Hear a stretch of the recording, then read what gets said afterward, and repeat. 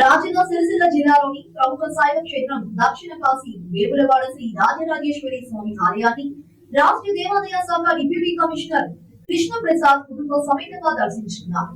ఈ మేరకు రాజన్న దర్శించుకునేందుకు వేములవాడ ఆలయానికి వచ్చిన ఆయనకు ఆలయ అధికారులు ఘనంగా స్వాగతం పలికారు. తొలుత స్వామివారికి కోడి ముక్కు చెల్లించుకుని ఆలయంలో ప్రత్యేక పూజలు నిర్వహించారు. అనంతరం ఆలయ అర్చకులు అధికారులు శ్రీ స్వామివారి తీర్థ ప్రసాదాలను అందజేసి ఆశీర్వదించారు.